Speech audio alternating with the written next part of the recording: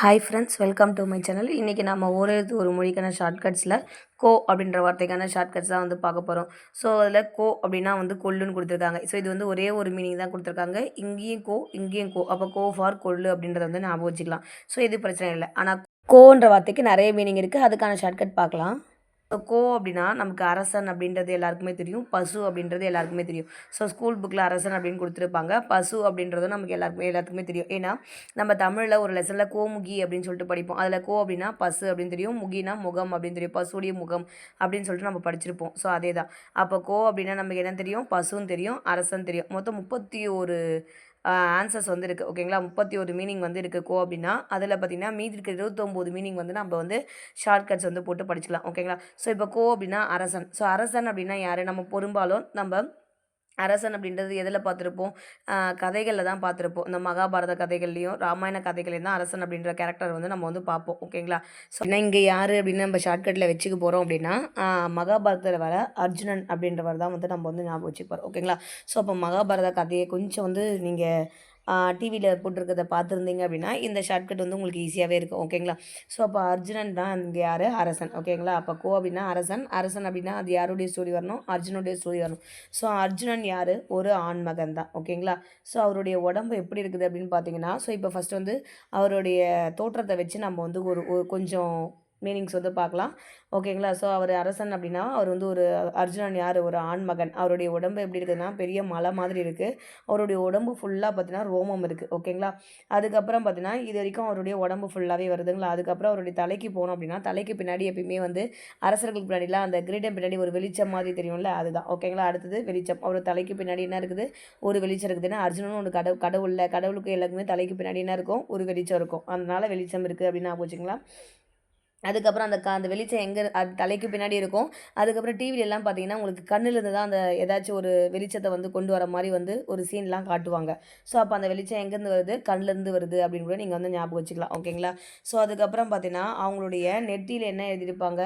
சூரியனும் சந்திரனும் எழுதியிருப்பாங்க. ஓகேங்களா? ஸோ அந்த சூரியனும் சந்திரன் சொல்லிட்டு துரியோதன நெத்தியிலெல்லாம் பார்த்தீங்கன்னா அந்த சந்திரனும் இவங்களுடைய நெத்தியில சூரியன் வந்து எழுதியிருப்பாங்க. யார்? பஞ்ச பாண்டவர்களுடைய நெத்தியில. ஸோ அதுதான்.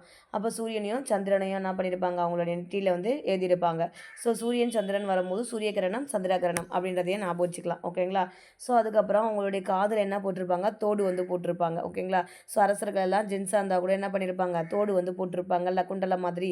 அதுதான் தோடு அப்படின்றத வந்து ஞாபகம் வச்சுங்க. சரியா? இது எல்லாமே வந்து அவருடைய தோற்றம். அப்போது நம்ம என்ன பார்க்க போகிறோம் அப்படின்னா கோ அப்படின்னா அரசன். அரசன் யாருன்னா அர்ஜுனன்.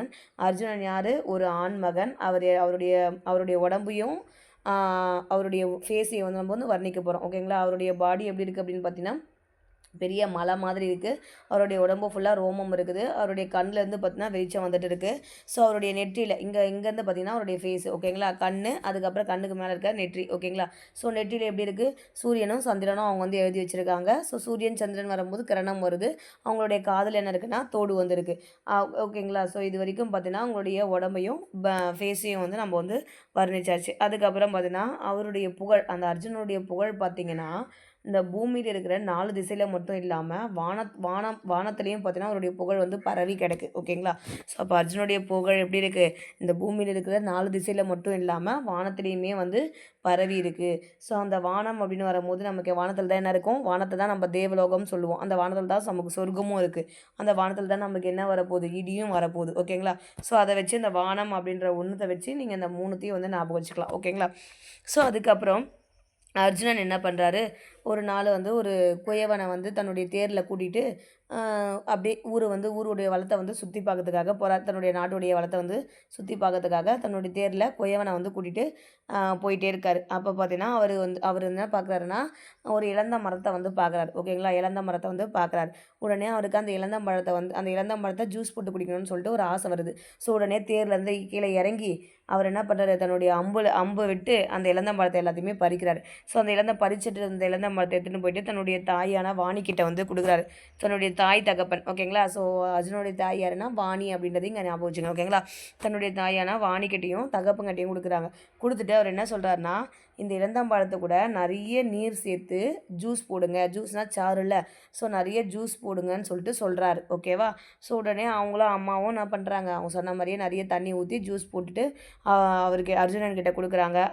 அர்ஜுனனும் அந்த ஜூஸை குடிச்சிட்டு அவருடைய உடம்பு எப்படி ஆகுது அப்படின்னா அப்படியே பளபளன்னு நல்லா மென்மையாகிடுது அப்படின்றத நான் வச்சுக்கோங்க. மென்மைன்றதை மேன்மை அப்படின்னு ஞாபகம் வச்சுக்கோங்க. ஓகேங்களா? அதுக்கப்புறம் அரசியல் தலைமை அப்படின்னா என்னது? ஸோ அரசியலுக்கு தலைமை தாங்குறவர் யாராக இருப்பார்? கண்டிப்பாக ஒரு அரசனாக தான் இருப்பார். அதாவது தலைவனாக இருப்பாங்க. தலைவன் தான் யார்? அரசன். ஓகேங்களா? அப்போ அரசியலுக்கு தலைமை தாங்குறவர் யாராக இருப்பார்? அரசராக தான் இருப்பார் அப்படின்றத வந்து ஷார்ட்கட்டாக நீங்கள் ஞாபகம் வச்சுக்கலாம். ஓகேங்களா? ஸோ அப்போ இந்த ஸ்டோரி தெரிஞ்சது அப்படின்னா உங்களுக்கு வந்து என்ன பண்ணலாம், ஈஸியாகவே இந்த 31 வேர்ட்ஸுமே நீங்கள் வந்து ஞாபகம் வச்சுக்கலாம். ஒன்றும் இல்லை, ஃபஸ்ட்டு இது வந்து 3 பார்ட்டாக நீங்கள் வந்து ஞாபகம் வச்சுக்கணும். அரசன் அப்படின்னா வந்து ஃபஸ்ட்டு வந்து அவருடைய தோற்றத்தை ஞாபகம் வச்சுக்கிறோம். அதுக்கப்புறம் பார்த்தீங்கன்னா அவருடைய புகழை பற்றி சொல்கிறோம். அதுக்கப்புறம் அவர் வந்து நாட்டுக்கு வந்து வளத்தொடி சுற்றி பார்க்க போகும்போது அவர் இளந்தம்பழத்தை பார்க்குற அந்த ஸ்டோரி வந்து ஞாபகம் வச்சுக்கிறோம். இந்த 3 பார்ட்டை நீங்கள் வந்து ஈஸியாக ஞாபகம் வச்சுக்கலாம். ஒரு டைம் ஈஸியாக வந்து சொல்லிடுறேன் பாருங்கள். ஸோ அரசன் அப்படின்னா அப்படின்னா அரசன் அப்படின்னா யார் நமக்கு ஞாபகம் வரணும்னா அர்ஜுனன் அப்படின்ற ஒரு ஞாபகம் வரணும். அர்ஜுனன் யார்? ஒரு ஆண்மகன். அவருடைய உடம்பு எப்படி இருக்குது? ஒரு பெரிய மலை மாதிரி இருக்குது. அவருடைய பாடி எப்படி இருக்குன்னா ஒரு பெரிய மலை மாதிரி இருக்குது. அவர் பாடி ஃபுல்லாக வந்து ரோமமாக இருக்குது. இப்போ பாடி வந்து நம்ம பார்த்துட்டோம். அதுக்கப்புறம் பார்த்தீங்கன்னா ஃபேஸுன்னும் போது பார்த்தீங்கன்னா அவருடைய கண்ணிலேருந்து பார்த்தீங்கன்னா வெளிச்சம் வருது. அவருடைய நெற்றியில் கண்ணுக்கு மேலே வந்து நெற்றியில் என்ன பண்ணியிருக்காருன்னா சந்திரன் சூரியனை வந்து வரைஞ்சிருக்காரு. அதனால் கிரணம் அப்படின்றது வருது. அது எழுதியிருக்காங்க அப்படின்னு நான் வச்சுங்க.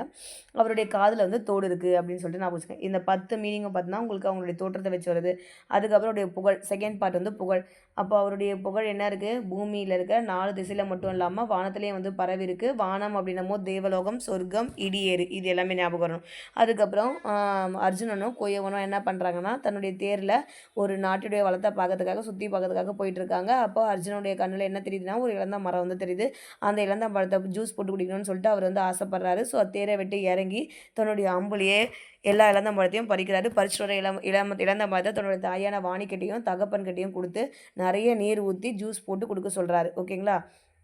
அப்படி அவங்களும் ஜூஸ் போட்டு கொடுக்குறாங்க. அதை குடித்தோன்னா அவருடைய மேனி அப்படியே பளபளன்னு ஆயிடுச்சு. நல்லா மென்மையாக ஆயிடுச்சு அப்படின்னு கூட ஞாபகம் வச்சுக்கலாம். ஸோ அந்த மேனி எல்லாமே என்ன ஆயிடுச்சு? பளபளன்னு மென்மையாக ஆயிடுச்சு அப்படின்னு கூட ஞாபகம் வச்சுங்க. அதுக்கப்புறம் அரசியலுக்கு தலைமை தாங்குறவர் தான் அரசன் அப்படின்னு சொல்லிட்டு நம்ம இந்த ஷார்ட்கட்டை வந்து முடிக்கிறோம். ஓகேங்களா? ஸோ இந்த ஷார்ட்கட் உங்களுக்கு பிடிச்சிருந்துச்சுன்னா நம்ம சேனலை சப்ஸ்கிரைப் பண்ணிக்கோங்க. இந்த வீடியோ உங்கள் ஃப்ரெண்ட்ஸுக்கு ஷேர் பண்ணுங்கள். Thank you friends.